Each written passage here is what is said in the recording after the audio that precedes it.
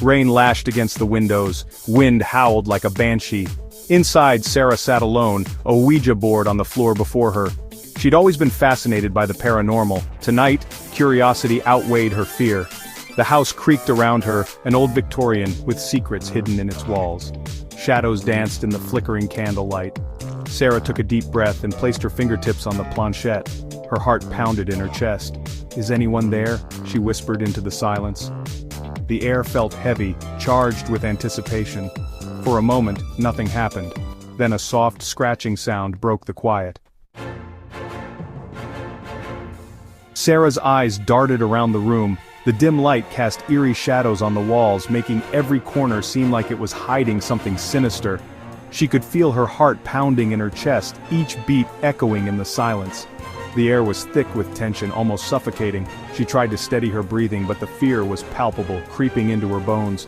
Was that the sound of the planchette moving?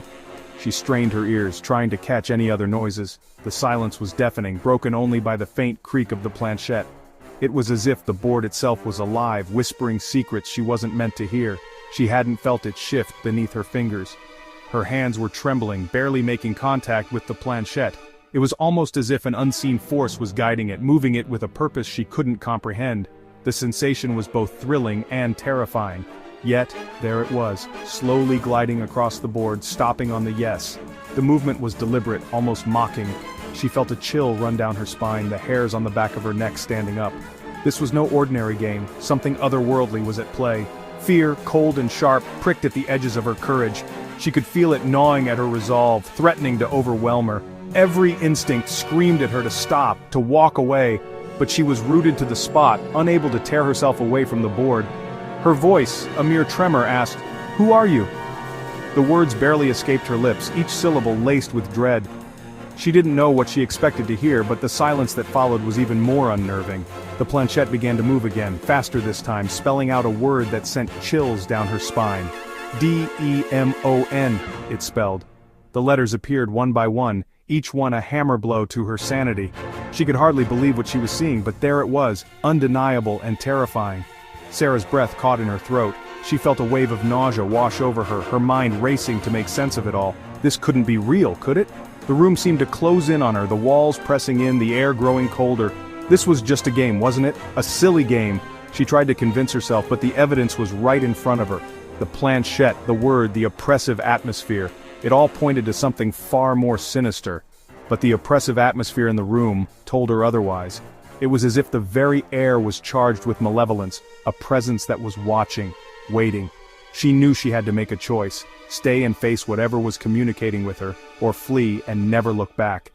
The decision weighed heavily on her, each second feeling like an eternity.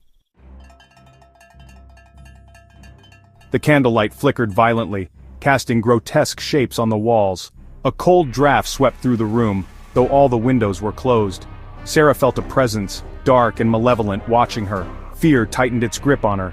She tried to pull her hands away from the planchette, but it was as if they were glued there. An unseen force held her captive. "What do you want?" she choked out, her voice trembling. The planchette moved with a swiftness that startled her, spelling out a single word. "You!" Panic welled up inside Sarah. This was no game, this was real, and it was terrifying. She had to get out to escape whatever entity she had unwittingly contacted. "Let me go!" she cried, struggling against the unseen force that held her. The planchette continued to move, spelling out a chilling message. "I will never let you go," it read.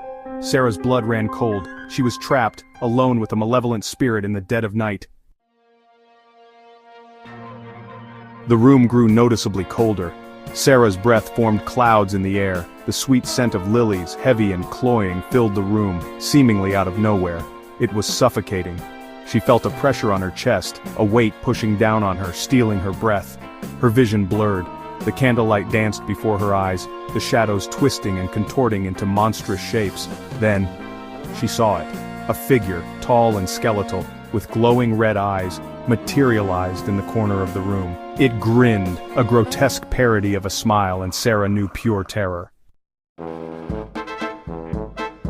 The figure slithered closer, its eyes never leaving hers. It spoke then, its voice a raspy whisper that seemed to slither into her very soul. "Sarah," it hissed, her name sounding foreign and menacing on its tongue. "We've been waiting for you." Sarah wanted to scream, to run, but she was paralyzed with fear. The entity's presence was overwhelming, suffocating. She felt herself being dragged down, pulled into the darkness that surrounded the creature. The figure reached out a skeletal hand, its touch sending a jolt of icy pain through her. Sarah screamed, a primal sound of pure terror, as it wrapped its bony fingers around her wrist. "You cannot escape," it whispered, its voice a deathly rasp. "You are ours now." Her vision swam, the room spun, the shadows whirling around her like a macabre carousel. Sarah felt herself slipping away, pulled into the abyss of the unknown. With a surge of adrenaline, Sarah found a hidden reserve of strength. Her heart pounded in her chest, each beat a reminder of the stakes. She could feel the creature's cold breath on her neck, a chilling reminder of the danger she was in. The room seemed to close in around her, the shadows growing longer and more menacing. She ripped her hand away from the creature's grasp and scrambled back, knocking over the candle and plunging the room into darkness. She didn't hesitate. She didn't look back. The darkness was both her ally and her enemy, concealing her from the creature but also hiding potential dangers. Her mind raced, trying to remember the layout of the house, every piece of furniture, every possible obstacle.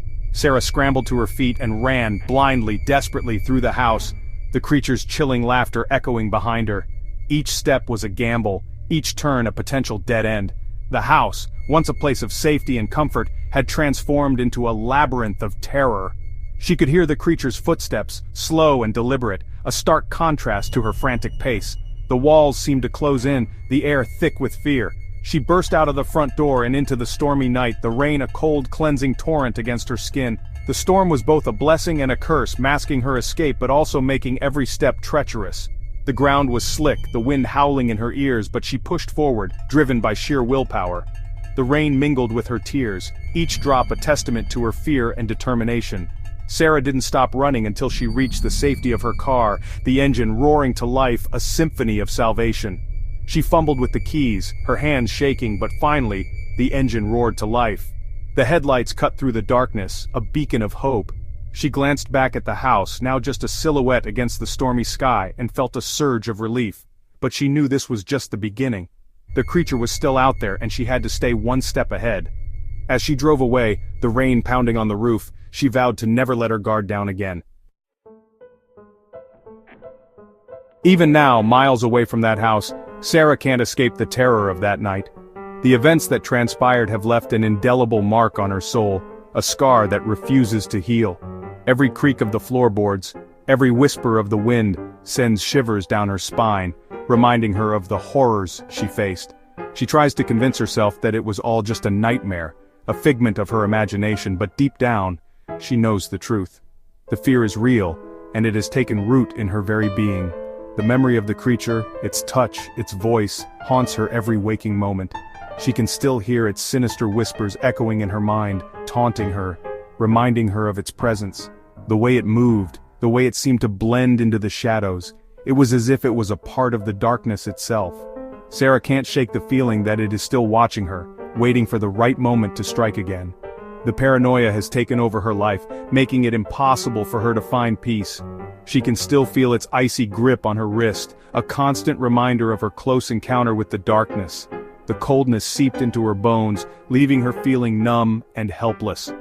She often finds herself staring at the marks it left behind, wondering if they will ever fade. The physical pain has long subsided, but the emotional and psychological scars remain. Every time she looks at her wrist, she is transported back to that fateful night, reliving the terror over and over again. The Ouija board is gone, destroyed in a fit of terror-stricken rage. She had hoped that by destroying it, she could rid herself of the evil that had been unleashed, but it was too late. The damage had already been done. The board may be gone, but the entity it summoned still lingers. Sarah can't help but blame herself for what happened. She knew the risks, but her curiosity got the better of her. Now, she must live with the consequences of her actions, but the fear remains, a chilling reminder that some doors are best left unopened, some invitations best left unanswered. She has learned this lesson the hard way. The once comforting darkness of her home has now become a source of dread. Every shadow seems to hide a lurking threat, every closed door a potential gateway to the unknown. She is constantly on edge, her senses heightened, always expecting the worst. The fear has become a part of her daily life, an unwelcome companion that she can't seem to shake. For Sarah knows, with a certainty that chills her to the bone, that she is not free. The entity has claimed her, marked her as its own. She can feel its presence lurking in the shadows, waiting for the right moment to strike. The fear is suffocating, wrapping around her like a vice, making it hard to breathe. She tries to go about her daily life, but the constant sense of dread makes it nearly impossible. She is trapped in a never-ending nightmare, with no escape in sight. She is forever marked, forever haunted by the night she played the Ouija board alone. The decision to play the game was a mistake, one that she will regret for the rest of her life. The entity has left its mark on her, a constant reminder of the darkness that exists just beyond the veil of our reality. She can't help but wonder if things would have been different if she had never touched the board, but it's too late for regrets now. The damage is done, and she must live with the consequences, and she knows deep in her heart that it is only a matter of time before the darkness comes for her again. The entity is patient, biding its time, waiting for the perfect moment to strike. Sarah can feel its presence, always lurking just out of sight, a constant reminder of the danger that surrounds her. She tries to stay strong, to keep the fear at bay, but it's a losing battle. The darkness is relentless, and she knows that one day it will come for her again. Until then, she must live with the fear, always looking over her shoulder, always waiting for the inevitable.